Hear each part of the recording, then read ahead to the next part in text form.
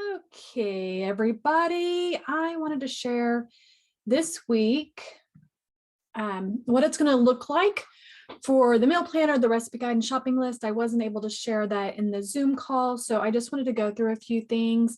It looks mostly like it has for the last few weeks, but I do want to show you a couple things. So sharing my screen here, you will have a link. You'll be able to get into the happy hormonal balance. This is if you want to look at your sex hormones and anything that might be off, imbalanced, and want to work on balancing it a little bit better. This is where you will go.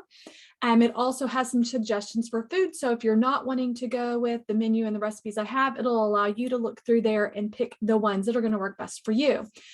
Now, on the meal planner this week, you're going to be able to see the meals at a glance, and all of these will also be inside my website where you can go to it digitally. But for right now, here is a copy of that.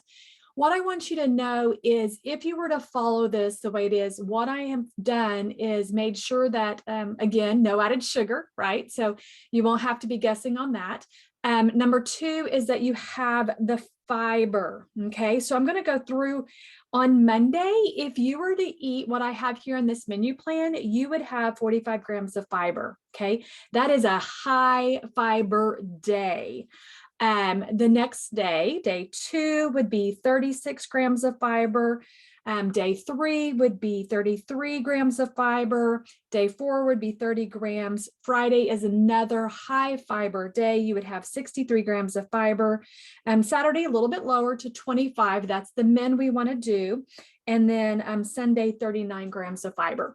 So even if you weren't to do all 3 of the meals in a day, other than pretty much Saturday, you would have the amount of fiber you need for the day. So I want you to know that I've done this for you to make it a little bit easier, because I'm doing it for me too, to see where we have it.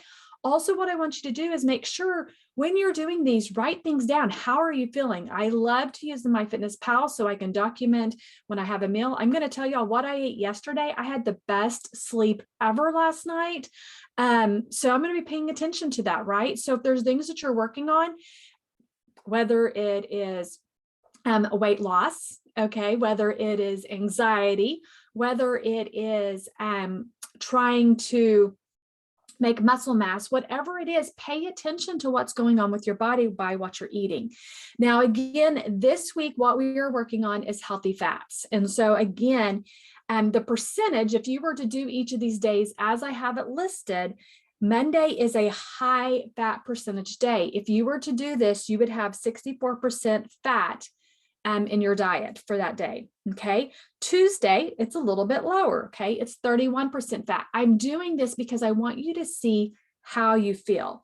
Wednesday, 39% fat, Thursday, 40%, Friday, 53%, Saturday, 65%, and Sunday, 52%. So I had recommended 35 to 50% is kind of what you're looking at. When you go higher, see how it makes you feel. When you are lower, see how it makes you feel. But every day is at least 35%, or Tuesday is 31%. It's under that 35. All the other days are not. Okay. So that's the plan, menu plan. Here's the recipe guide. I've got some things in here that I want to show you. So of course there's a table of contents, but I want you to know that these foods are good for everybody. Okay. This is not going to weird out your hormones by doing this, but I am showing you some things. So when I have the little asterisk by it, these are hormone balancing foods. They're going to help support your hormones. This is going to help you support your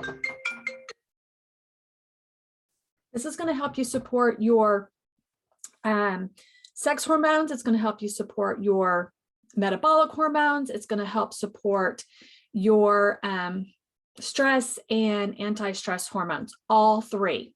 But, okay, I've got some notes in here. So with the Monday morning breakfast, this is a great breakfast for those with signs of estrogen dominance. Okay. Now, if you aren't estrogen dominant, you can still have this meal, but I want you to know that this is the type of meals for those that have estrogen dominance. Okay.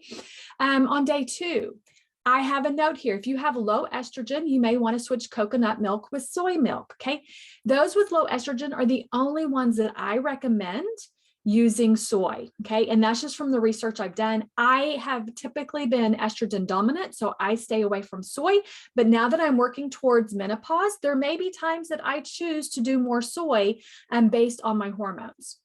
Now, on day 3, pumpkin and walnuts both help with low progesterone. Okay, so if you find that you have low progesterone, this may be a breakfast for you. But if you don't have low progesterone, it's not going to make things all weirded out for you. Okay, I just want you to understand that. Now, vegetable egg scramble. This is a great way to increase your vegetables and still get protein when you have increased testosterone levels. Okay, because we don't want to do a lot of heavy meats when testosterone levels are high, because it tends to bring it up. Okay, cocoa, banana, kale smoothie. This, if you need to increase testosterone, this is a great smoothie before or after workout because it's full of fat, fiber, and protein. And then the vegetable and avocado frittata, all right, it's full of hormone balancing foods. Okay, the banana chia pancakes, again, hormone balancing foods.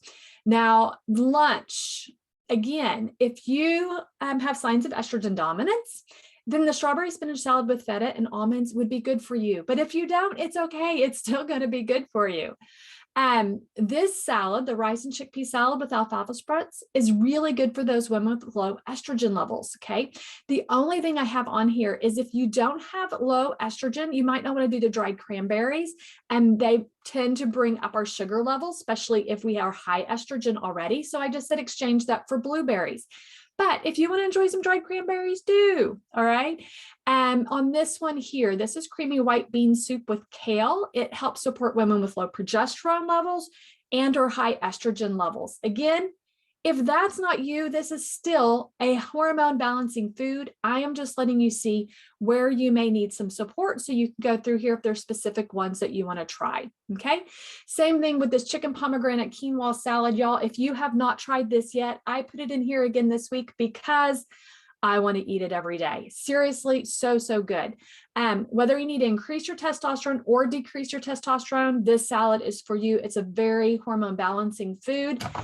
And taco bowl. Okay, if you need to increase testosterone, this would be a really good one for you, especially before or after a workout. And then the Mediterranean salad, y'all, it's hormone balancing all the time. Same thing with this Greek lentil soup. Okay. So again, dinner, coconut chia crusted salmon. If you have signs of high estrogen, this would be the best dinner for you to have. Doesn't mean you can't have it if you don't. Hormone balancing foods, orange chicken.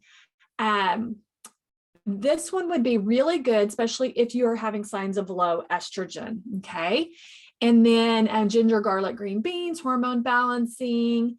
If you have low progesterone or high estrogen, this one pan roasted shrimp and veggies would be very good for you. The Asian cabbage boats, very hormone balancing. Salmon pecan cakes, very hormone balancing. Simple apple salad, hormone balancing. Grilled flank steak, hormone balancing.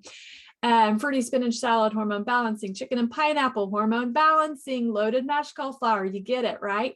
Here is 2 desserts, okay? This one is another repeat from last week. So good. It's very hormone balancing. And then this one, banana chia pudding, good for all of us. But if you are dealing with low progesterone or high estrogen, perfect little dessert that you can have, all right? So I wanted to share those with you because you may be cooking for your kids and your family and not just you. These are good for them because guess what? They have sex hormones, no matter how old they are. They have sex hormones or they're coming about. They have stress and anti-stress hormones. These are going to help balance things out so we're not stressed out all the time. And so important for our metabolism, our metabolic hormones, especially our insulin, to have it balanced. And these are balancing foods. So I hope that helps you out. If you have any questions, like always, I'm here for you. Talk to you later. Bye.